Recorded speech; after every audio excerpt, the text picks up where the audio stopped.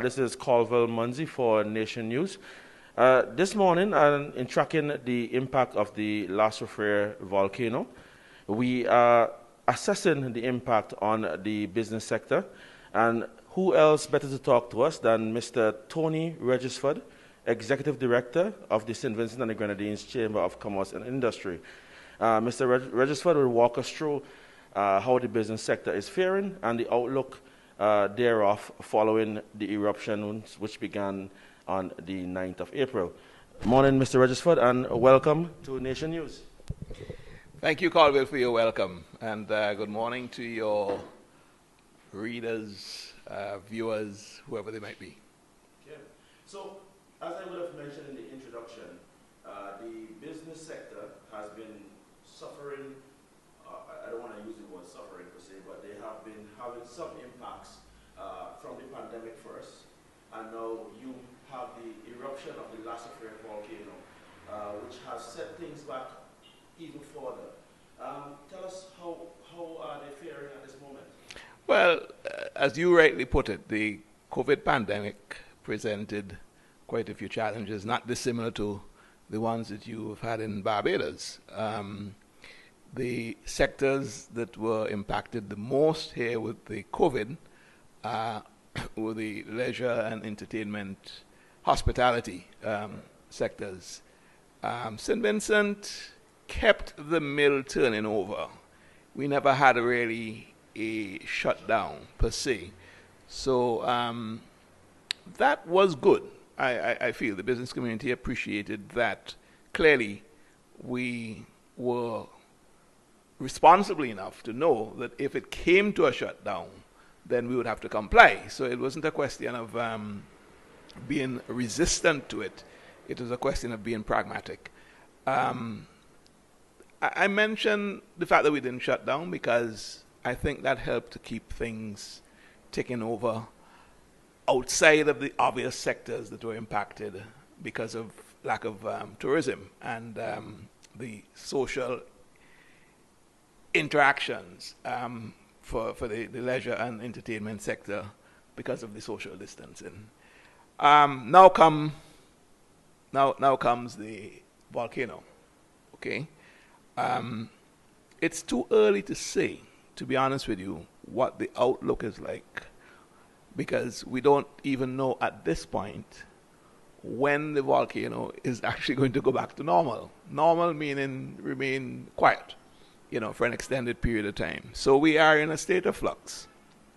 I can tell you that we are fortunate, and I like to take the positive side always. We're fortunate in that the commercial sector is largely in the south of the island. South and mid part of the island, geographically. So the volcano is extreme north. And while it impacts the lives and livelihoods of the people, 20,000 or so, around the immediate vicinity, in all fairness, the bulk of the commercial activity takes place outside of what was demarcated the red zone. So that's fortunate. However, since the volcano started to erupt 12 days ago or so, we've had serious disruptions. The water system had to be shut down for reasons of caution so that they don't get the supply contaminated. Without water, production, retail, all those things halted. So there was significant loss of business time, production time, selling time, and so on. So that obviously amounts to loss of revenues, which I don't think would be regained. Then the volcano being what it is, the explosions or the eruptions, the explosive eruptions, threw out a lot of ash. You experienced that in Barbados. We got it 10 times worse here. The ash creates an environment that you simply cannot function normally. So that again was a major disruption. We're just about getting on top of it because the volcano has given us a little respite. Okay? We're just about getting on top of it.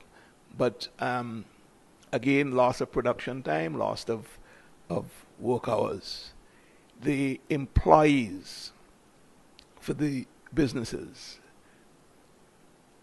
because they live in different areas, the impact to them individually would impact the business,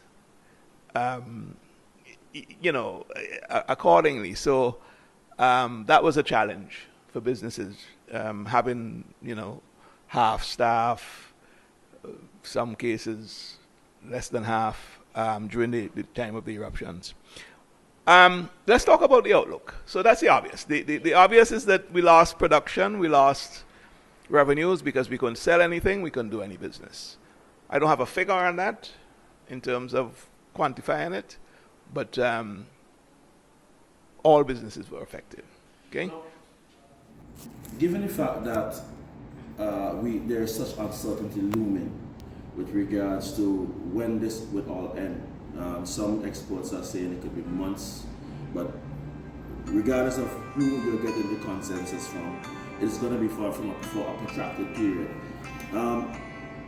Do you, from the business standpoint, have some sort of mitigation plan in place to protect the more vulnerable among you in the business community? I know the bigger ones might be able to sustain it for a sustained period, but what about the more vulnerable, smaller businesses, smaller members that you have? What mitigation plan do you have? It's a very good question. I'll say, generally speaking, okay, volcano, no volcano, we are disaster prone. And this part of the world, we're in the hurricane belt. With hurricane, even if we don't get hit by a storm, sometimes we get heavy rainfalls. We get weather events that creates disruptions and damage.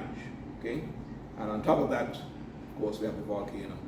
And your question is directed at that specifically. Business continuity is something that we constantly, as the Chamber of Industry and Commerce, constantly keep our members aware of in terms of seminars, workshops. A lot of our business support agencies, international business support agencies, it's a topic that they also deal in a focused way with. And so with business continuity, the question of mitigation, a lot of it is discussed. Okay. The long and short of that, generally the solution here takes money. Regardless of how we go around the fence, the ultimate solution takes money. To provide safety nets for businesses, you've got to have a way of resourcing and financing it. That is done by a combination of avenues, from business development partners who identify specific needs. We look at leveraging projects that addresses those specific needs out of the whole displacement and disruption. You asked about mitigation. Mitigation, generally speaking, in terms of the volcano, to answer your question specifically, NEMO, the Emergency Management Organization, leading up to all of this, and I'm saying years, 3 years at least, I've been going, and the businesses have been going to workshops and seminars talking about this very same event that's happening now. Okay? And it's safety first, so you've got to ensure that your business is safe, your equipment is secured as far as possible. In terms of being able to continue, it's the same principle that we use for any sort of disaster.